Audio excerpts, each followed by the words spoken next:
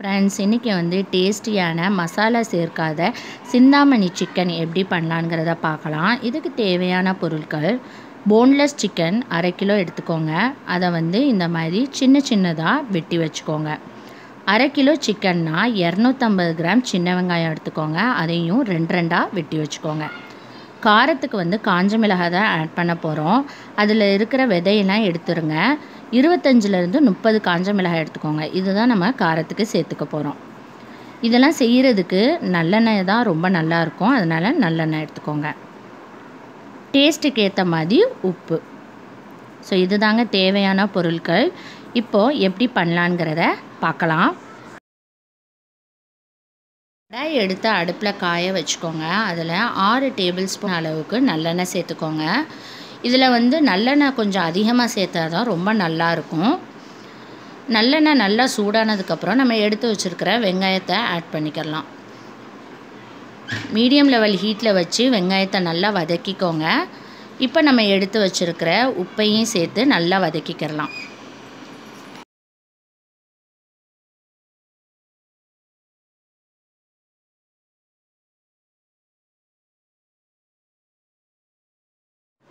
இப்போ வெங்காயம் நல்லா வதங்கிடுச்சு. இப்போ நம்ம எடுத்து வச்சுருக்கிற காஞ்ச மிளகாவை சேர்த்து நல்லா வதக்கிக்கோங்க.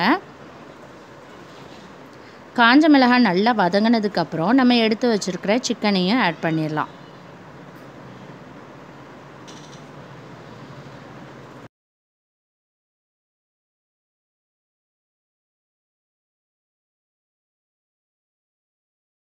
சிக்கனையும் சேர்த்துட்டு அந்த எண்ணெயிலேயே நல்லா வதங்க விட்டுருங்க. அதனால் நல்லா மிக்ஸ் பண்ணி விட்டுட்டு ஒரு மூடி வச்சு மூடி ஒரு 10 நிமிஷம் வரைக்கும் நல்லா குக் பண்ணிக்கோங்க. மீடியம் லெவல் ஹீட்டில் வச்சு நல்லா குக் பண்ணிக்கோங்க. இப்போ 10 நிமிஷம் கழித்து நம்ம பார்க்கலாம். இப்போ 10 நிமிஷம் ஆயிடுச்சு பாருங்கள். தண்ணியே நம்ம சேர்க்கலை, ஆனால் தண்ணி விட்டுருக்கு. ஸோ இந்த தண்ணிலாம் போகணும். ஸோ திரும்பியும் மூடி வச்சுட்டு ஒரு 10 நிமிஷம் நல்லா குக் பண்ணிக்கோங்க. வச்சு பார்த்திங்கன்னா தண்ணிலாம் வந்து வற்றி போயிருக்கும். நல்லா உங்களுக்கு குக் ஆகிடுச்சு. ஆனால் வந்து கலர் வந்து இன்னும் மாறலை. அந்த காஞ்ச மிளகாயில் இருக்கிற கலர்லாம் வந்து அந்த சிக்கனில் வரணும். ஸோ அதனால் திரும்பியும் மூடி வச்சு ஒரு 10 நிமிஷம் வரைக்கும் நல்லா குக் பண்ணிக்கோங்க. இப்போ பார்த்திங்கன்னா நல்லா குக் ஆகிடுச்சு. கலரும் வந்து நல்லா மாறிடுச்சு. இந்த டைமில் வந்து காரமாக இருக்குன்னு நீங்கள் ஃபீல் பண்ணிங்கன்னா தேங்காய் திருகல் கூட நீங்கள் சேர்த்துட்டு அதுக்கப்புறம் நீங்கள் வந்து மிக்ஸ் பண்ணி விட்டுட்டு நீங்கள் கேஸ் ஆஃப் பண்ணிவிட்டு சர்வ் பண்ண ஆரம்பிச்சிடலாம். ஸோ அவ்வளோதாங்க, டேஸ்டியான சிந்தாமணி சிக்கன் ரெடி ஆயிடுச்சு. இது வந்து தயிர் சாதம், சாம்பார் சாதம், ரசம் சாதம் கூடையெல்லாம் வச்சு சாப்பிட்றதுக்கு ரொம்பவே சூப்பராக இருக்கும். ரொம்ப டிஃப்ரெண்ட்டாகவும் இருக்கும். நல்லெண்ணெயில் செஞ்சனால கண்டிப்பாக எல்லோரும் விரும்பி சாப்பிடுவாங்க.